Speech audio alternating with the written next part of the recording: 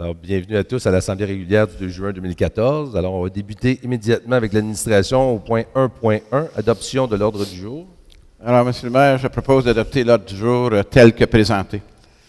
Je seconde, Monsieur le maire. Merci. Au point 1.2, adoption des procès-verbaux des assemblées précédentes, soit du 21 et du 26 mai dernier. Alors, je propose l'adoption des ordres du jour des procès-verbaux des assemblées précédentes, c'est-à-dire celle du 26 mai, qui était l'assemblée spéciale pour le remplacement de l'installation. Il y avait deux items. Le contrat pour le remplacement de l'installation sanitaire de l'hôtel de ville et le contrat pour la réfection, l'exécution des travaux de réfection sur une des parties des chemins du lac Bertrand, la Conlée et la Carrière, le montant de 1,4 million. C'était pas le contrat, c'est le règlement. Règlement. Alors, C'est ça. ça va, je seconde. Merci. 1.3, adoption des comptes du mois. Alors, je propose que les chèques suivants soient acceptés. Du chèque numéro 15 060 au chèque numéro 15 222 du compte général pour un total de 459 623,57 et que les prélèvements suivants soient acceptés. Du prélèvement numéro 1578 au prélèvement 1599 du compte général également pour un total de 12 990,16. Je seconde, Monsieur le maire. Merci. 1.4, mandat pour vérification annuelle pour la municipalité pour l'année 2014. Considérant que la municipalité est tenue d'avoir un vérificateur indépendant pour faire la vérification de ses livres, considérant que la firme Reed et Associés remplit le mandat de vérificateur pour la municipalité à la satisfaction de la direction générale et du conseil, considérant l'offre de services présentée par cette firme en date du 1er mai 2014, Alors, Monsieur le maire, je propose de reconduire le mandat de vérification pour l'année financière 2014 à la firme Reed et Associés Inc., comptable professionnel agréé, pour la somme de 14 300 $ plus taxes, qui est en fait une augmentation de 300 $ de l'année dernière, et d'imputer la dépense au poste budgétaire 02 130 00 413. Et je seconde. Merci. 1.5, mandat pour la captation des vidéos des assemblées du conseil. considérant que le conseil municipal s'est engagé à reproduire les assemblées publiques sur le web, considérant la nécessité de mandater une firme spécialisée pour la captation vidéo des assemblées du conseil municipal, Alors, je propose de mandater la firme Audio Beck afin d'assurer la captation vidéo des assemblées du conseil municipal pour un montant annuel de 3 420 $ plus taxes. Et je seconde. Je ne sais pas s'il y en a qui vont voir les assemblées, mais je pense qu'on peut voir l'amélioration du service. Ça fait différent de notre petite caméra. C'est un commentaire de ma part. Alors, 1.6, renouvellement de la marge de crédit avec la Caisse populaire de Saint-Jérôme. considérant que la résolution numéro 2010-02-51 autorise la municipalité à se prévaloir d'une marge de crédit de 2,5 millions, Alors, je propose, Monsieur le maire, de renouveler le contrat de crédit variable, établissant la marge de crédit à 2 500 000 $ avec la Caisse populaire de Saint-Jérôme. Et je seconde. En fait, tout le monde a compris que c'est pas nécessairement pour m'emprunter tout de suite. C'est juste pour avoir l'autorisation. Si jamais on en avait besoin, mais on n'en a pas besoin pour l'instant. Merci de la précision. 1.7, avis de motion, municipalisation de la rue du Fleuron. Alors, Gilles Beauregard, donne avis de motion qu'à une prochaine assemblée, je présenterai ou ferai présenter un règlement numéro 1096-14 dans le but de procéder à la municipalisation de la rue Fleuron. Et je demande que dispense de lecture soit donnée. Merci. 1.8, avis de motion, projet de règlement 1097-14 relatif au traitement des élus. Alors, Gilles Beauregard, donne avis de motion qu'à une prochaine assemblée, je présenterai ou ferai présenter un règlement numéro 1097-14 relatif au traitement des élus et je demande que dispense de lecture soit donnée. Essentiellement, c'est une augmentation de salaire. Alors, grosso modo, la rémunération de base du maire actuel étant de 28 189 passerait à 32 839, c'est-à-dire une augmentation annuel de 4 650 piastres. Et les allocations de dépenses qui passent de 14 094 à 15 787. Et les rémunérations de base des conseillers de 9 395 à 10 804, c'est-à-dire une augmentation annuelle de 1 409 $. Et l'allocation de dépenses qui passe de 4 697 à 5 402 pour une augmentation annuelle de 704 $ et 64 sous. Les comités qui sont, le règlement actuel étant 111 et 13 par mois, restent les mêmes. Et la rémunération additionnelle pour le maire suppléant de 8 594 reste aussi la même chose. Alors, tout ceci est rétroactif au 1er janvier 2014. Merci. Merci. On va passer au volet de travaux publics. Alors, 2.1, rapport mensuel du service des travaux publics. Donc, bonsoir, mesdames, messieurs. D'emblée, je vais vous parler des balais. Je pense que vous voulez l'entendre parler. Effectivement, on est en retard dans le ramassage du sable pour plusieurs raisons. Un, le printemps a été retardé de beaucoup. Deux, on a épandu au moins 20 à 25 plus de sable en 2014 qu'en 2013. Donc, plus il y en a épais, plus c'est difficile à aspirer. Et ça a aussi un effet sur la mécanique des balais qui ont tendance à briser plus souvent. Et il y a aussi que le contractant, je pense qu'il a pris trop de contrats, il nous a négligé un petit peu, à un point tel que là, il est actuellement hors contrat et on va imposer les pénalités qui sont prévues. À date, il est rendu à 2 000 $. Pour votre information, il devrait quitter le lac. Là, actuellement, ils sont au lac Conley.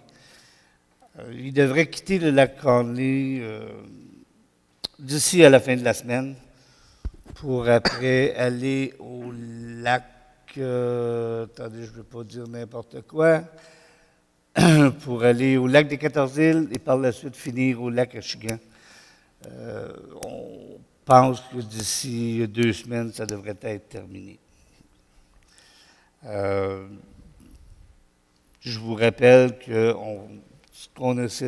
ce qu'on essaie de faire, mais ce qu'on fait, c'est que on fait une rotation. En fait, voyez-vous, le lac Achigan est le dernier desservi cette année, sauf que l'an dernier, il était le premier et ainsi de suite. On essaie de faire circuler les balais dans différents secteurs annuellement. Donc, on espère que le sous-traitant va être fidèle à sa parole et ça devrait être terminé d'ici 2 semaines. Pour ce qui est des activités du mois, attendez que je vous trouve ça, le rapport du mois. Donc, c'est encore le suivi des travaux.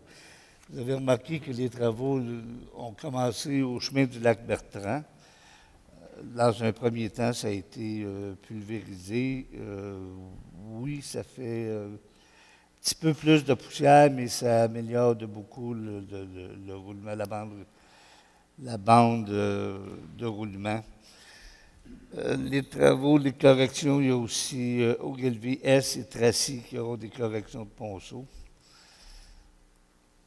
L'autre travaux qui sont complétés, le chemin du lac Bleu et la 411e avenue à 60 %. La 305e avenue, c'est des travaux de drainage au 406, 305e. Et par contre, on ne peut pas commencer tout de suite parce qu'il nous manque une autorisation de passage. La trappe à sédiments au lac des 14 îles n'est pas commencée. Les ponceaux ayant une corrosion sévère et un rendement de moins de 60 %. 85 % de l'ensemble des travaux sont réalisés, donc on est dans les travaux de printemps, d'été, et on se dirige tranquillement pas vite vers les travaux d'asphalte annuellement. On a adopté, dans les assemblées spéciales que vous avez vues, on a adopté un règlement d'emprunt qu'on va expédier au ministère demain matin.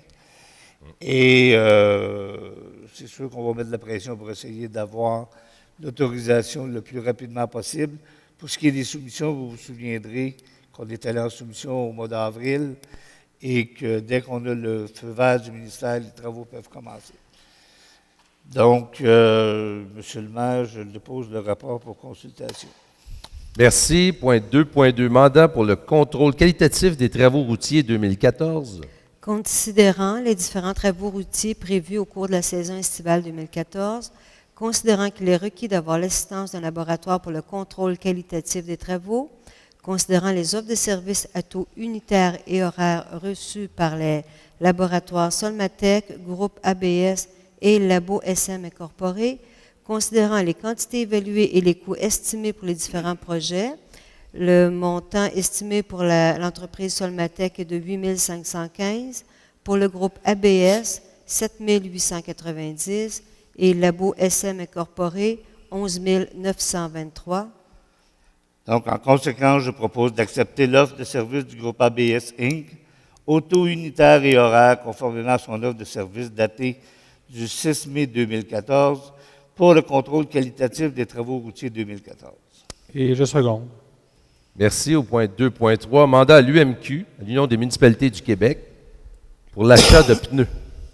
Considérant que la municipalité a reçu une proposition de l'UMQ de former en son nom et au nom de plusieurs autres municipalités intéressées un regroupement d'achats pour des achats regroupés de pneus, considérant que les articles 29.91 de la loi sur les cités et villes et 14.7.1 du Code municipal permettent à une organisation municipale de conclure avec l'UMQ une entente ayant pour but l'achat de produits en son nom, considérant que les articles de la loi sur les cités et villes et du Code municipal permettent à l'UMQ de déléguer par entente une partie de l'exécution du processus contractuel au Centre des services partagés du Québec, considérant que la municipalité désire adhérer à ce dossier d'achat groupé pour se procurer différents types de pneus identifiés dans une fiche technique d'inscription spécifique, et ce, dans les quantités nécessaires à ces activités. En conséquence, je propose que la municipalité confirme son adhésion à ce regroupement DAR Pneus, géré par le CSPQ, pour la période du 1er août 2014 au 31 mars 2016, soit une durée de 20 mois. Que la municipalité confie au CSPQ, par l'entremise de l'UMQ, le processus menant à l'adjudication de contrats d'achat regroupés des différents types de pneus nécessaires aux activités de la municipalité, que la municipalité consent à ce que l'UMQ délègue au CSPQ l'exécution de la présente entente, que la municipalité s'engage à compléter pour l'UMQ dans les délais fixés la fiche technique d'inscription transmise qui vise à connaître une estimation des quantités annuelles des divers types de pneus dont elle prévoit avoir besoin, que la municipalité estime ses besoins en pneus pour la durée du contrat de 20 mois à environ 14 000 $, que la municipalité s'engage à respecter les termes et conditions du contrat comme si elle avait contracté directement avec le fournisseur à qui le contrat sera adjugé, que la municipalité reconnaît que selon leur politique administrative, le CSPQ percevra directement auprès des fournisseurs adjudicataires un frais de gestion établi à 1 % qui sera inclus dans les prix de vente des pneus, et que la municipalité reconnaît, selon la politique administrative du CSPQ, qu'elle devra être abonnée au portail d'approvisionnement du CSPQ et d'en assumer le coût d'abonnement annuel établi à 500 $ par code d'accès par individu pour être inscrit à ce DAR-pneu. Et pour l'avoir expérimenté ailleurs, je peux vous dire que les municipalités ont des très bons prix. Je pense que c'est un plus pour celles disponibles. Et je seconde, M. le maire. Merci. On va passer au volet urbanisme. Alors, 3.1, rapport mensuel du service de l'urbanisme. Alors, c'est M. le maire, vous allez voir les tableaux. Le rapport qu'on m'a remis, en fait, datait, les chiffres que vous allez voir, ça date du 20 mai. Alors, les chiffres ont quelque peu changé depuis. Je vais les mentionner, par exemple. Dans mon rapport, on mentionne que 99 permis ont été émis pour une valeur déclarée de 1 346 000 $. En fait, il y a eu 147 permis de plus depuis le 20 mai. Même chose en ce qui concerne les permis 8 permis pour le remplacement d'installations septiques existantes. Je n'ai pas les nouveaux chiffres, mais c'est un peu plus que ça. Pour les résidences également, on parlait de 3 nouvelles résidences au 20 mai. Et à l'heure actuelle, il y en a 9, je crois 6 de plus. Alors, fait que ça modifie un peu l'image du mois en question. Alors, pour l'année, on avait 324 permis qui avaient été émis. En réalité, je m'en dis, il y en a soit 372 à l'heure actuelle. Alors, 27 nouvelles résidences, il faut en ajouter 6, évidemment, ça fait 33. Et 54 permis de rénovation. Ça, je n'ai pas eu nouveau chiffre, il y en a probablement un peu plus que ça depuis. Dans les comparatifs, comparativement à l'année dernière, évidemment, ce qu'on mentionne ici, c'est qu'il y avait une distorsion un peu forte en ce qui concerne les résidences. Au lieu de 16 résidences en moins, ça va être 10 en moins. Et on m'avise qu'effectivement, au mois de juin, c'est en train de reprendre de façon assez surprenante. Et on aurait effectivement attribué le ralentissement par rapport à l'année dernière à différents facteurs. On mentionne qu'à la fin du mois de mai, l'écart devait avoir diminué. Il faut considérer que la période de dégel de MTQ est beaucoup plus tardive cette année, que plusieurs projets de construction attendent la fin de cette période afin de maximiser le transport des matériaux. C'est un élément intéressant. Ensuite, au niveau des infractions, au mois d'avril, 27 nouvelles requêtes ont été enregistrées et de ce nombre, 16 concernent des requêtes qui touchent directement les bâtiments et les terrains. Il y a eu certaines activités. Depuis, évidemment, il y a eu deux CCU, alors que normalement, il y en a un. Il y en a eu 2 ce mois-ci. Où on a discuté effectivement du nouveau PIA dont il sera question tout à l'heure. Alors, je dépose le rapport pour consultation, M. le maire. Merci. 3.2, demande de dérogation mineure, donc demande de dérogation mineure 2014-009 au 219 chemin du lac de l'Achigan. Alors, c'est au mois de mai, en 2008, le requérant avait obtenu un permis pour construire un garage détaché dans la cour avant à cet endroit-ci. Ce qui est assez curieux, à l'époque, on mentionnait ici comme un fossé et non comme un cours d'eau. Alors, il n'a pas construit en 2008. Et par la suite, le certificat de localisation qui a été déposé excusez, en 2014 démontre qu'effectivement, il s'agit d'un ruisseau. Alors, ce qu'il nous propose, c'est de déplacer le garage de l'autre côté. Le problème, c'est que la marge de recul, qui doit être de 5 mètres, finalement, serait diminuée à 3 mètres.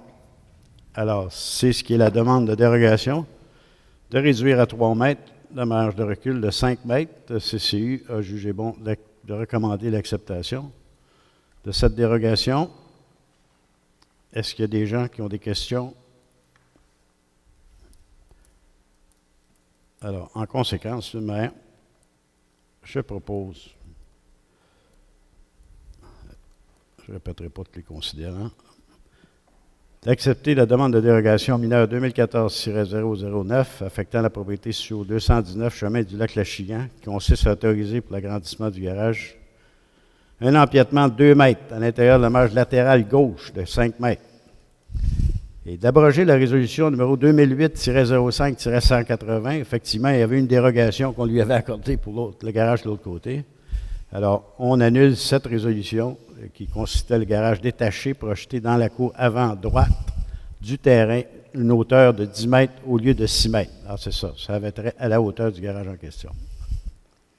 Et je seconde, M. le maire. Merci. Merci. 3.3, demande de dérogation mineure. Donc, demande de dérogation mineure 2014-0010 au 125 chemin du lac Conley.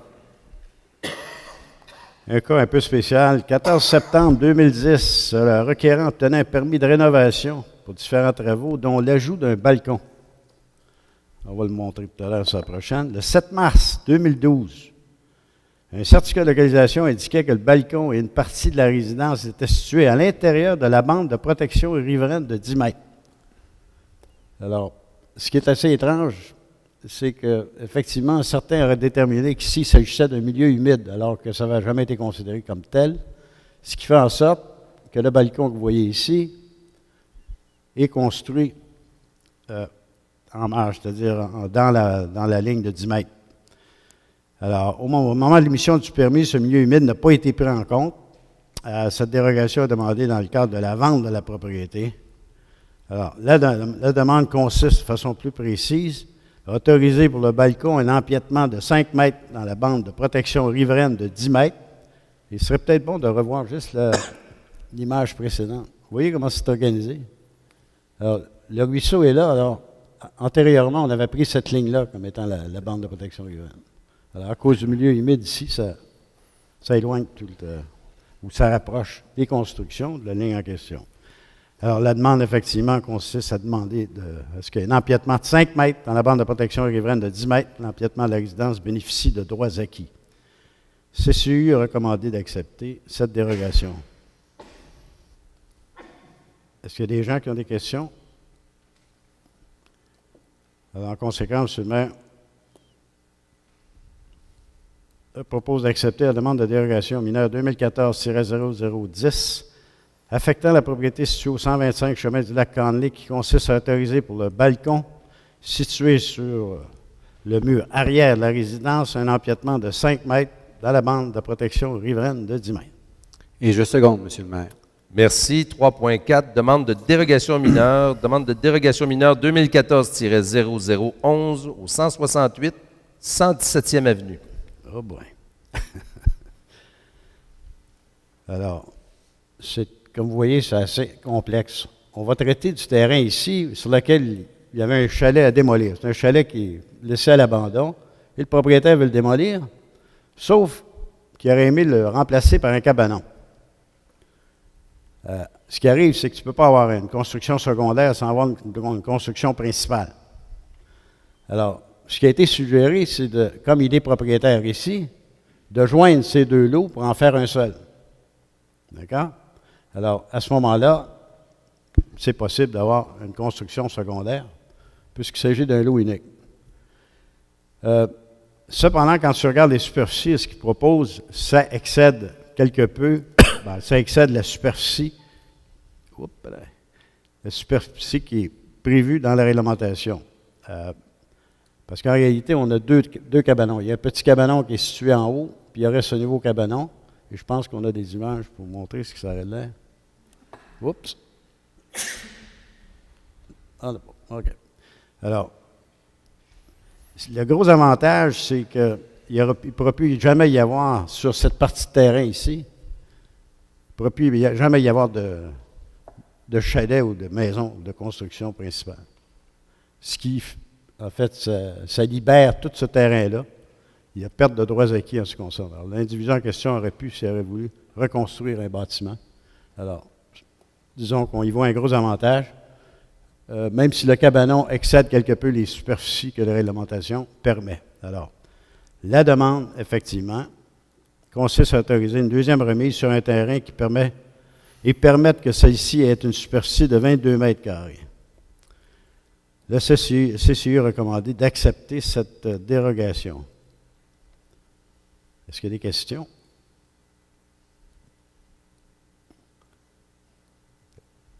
Alors, en conséquence, M. le maire, je propose d'accepter la demande de dérogation mineure 2014-0011 affectant la propriété située au 168 117e avenue, qui consiste à autoriser la construction d'une seconde remise sur le terrain et permettre que celle-ci ait une superficie de 22 mètres carrés. Cette dérogation est conditionnelle à ce que les lots 2 764 880 et 2 764 905 soient fusionnés afin de former un lot unique, comme je l'ai montré. Et voilà. Je seconde, Monsieur le maire. Merci. 3.5, demande de dérogation mineure 2014-0012 au 11 rue des Arbres. Alors, c'est une piscine hors terre. Alors, la piscine hors terre du requérant est située à 1 mètre de la résidence. On aura peut-être, bon, vous voyez ici, quand on parle de 1 mètre, c'est cette distance entre la piscine et la maison. Lors de l'achat de la propriété, la piscine était existante. Aucun permis n'a été trouvé cependant dans les dossiers. Alors, la piscine doit être remplacée par une nouvelle. Et celle-ci doit être installée selon les normes actuelles à 3 mètres de la résidence. Alors, la requérante estime que le déplacement de la piscine lui cause un grave préjudice compte tenu de tout le terrassement qui a été fait. Et on avait des images pour le démontrer. Je sais pas si, non? OK. Il y a un terrassement assez considérable. Il y a même une chute qui tombe dans la piscine. Alors, voilà. Et, alors, monsieur en question aimerait bien remettre la piscine au même endroit. Il y a du roc également qui empêcherait de le déplacer. Alors, la demande consiste à autoriser le remplacement de la piscine hors terre à une distance de 1 mètre de la résidence au lieu de 3 mètres. Le CCU a considéré que c'était valable comme demande. Est-ce qu'il y a des gens qui ont des questions? En conséquence, M. le maire, je propose d'accepter la demande de dérogation mineure 2013-0012, peut-être un zéro de trop, affectant la propriété située au 11 rue des Arbres, qui consiste à autoriser le remplacement de la piscine hors terre à une distance de 1 mètre de la résidence au lieu de 3 mètres. Je seconde. Merci. 3.6. Oups, on va perdre. 3.6, demande de dérogation mineure 2014-0013 au 623 chemin Kilkenny.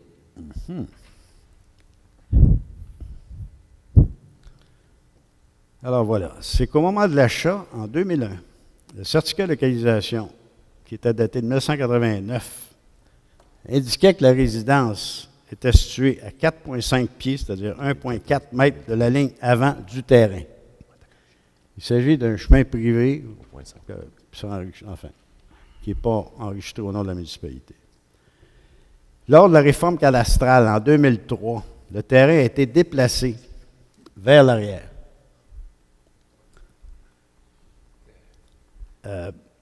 L'arpenteur qui effectivement était en charge de faire la rénovation a placé le terrain différemment de ce que l'arpenteur en 2001 avait fait, en 1989 avait fait.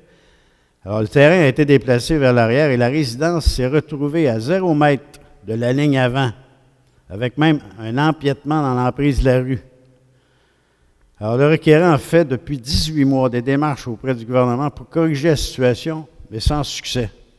Beaucoup de démarches parce qu'il y a un débat entre, techniquement, les arpenteurs et le gouvernement a tout simplement dit engager un 3e arpenteur. Alors, finalement, il est en train de perdre patience pour le moins.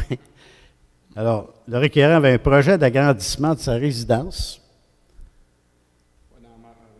Pardon? Non.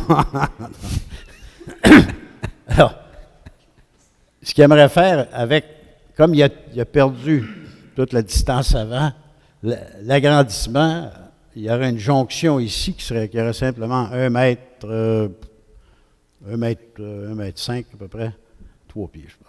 Alors, ce qu'il aimerait faire, c'est effectivement faire la jonction et avoir une partie ici qui joint l'immeuble principal de façon un peu plus organisée. Alors, pour respecter la marge avant, l'agrandissement doit être décalé vers l'arrière. Le projet prévoit un recul de 10 pieds ou 3 mètres afin de conserver une longueur de mur mitoyen suffisante de 3,5 mètres pour assurer une jonction adéquate entre les deux parties du bâtiment. Alors, avant la réforme cadastrale, on peut dire que le projet aurait été réalisable, mais par contre, à cause de tous les changements que les arpenteurs ont pu apporter avec la rénovation, ça le rend illégal. Alors, la demande consiste à autoriser pour l'agrandissement de la résidence un empiètement de 2 mètres à l'intérieur de la marge avant.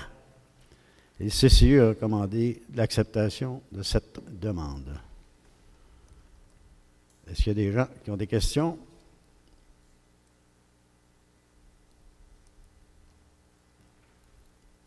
Alors, en conséquence, M. le maire propose d'accepter la demande de dérogation 2014-0013 qui affecte la propriété située au 623 chemin de Kilkenny, qui consiste à autoriser pour l'agrandissement de la résidence un empiètement de 2 mètres à l'intérieur de la marge avant de 5 mètres.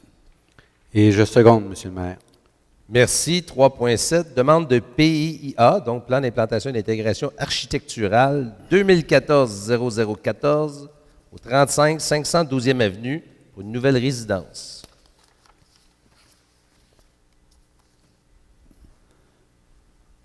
Alors, c'est sur le lac du Pin-Rouge. Ce qui est assez curieux,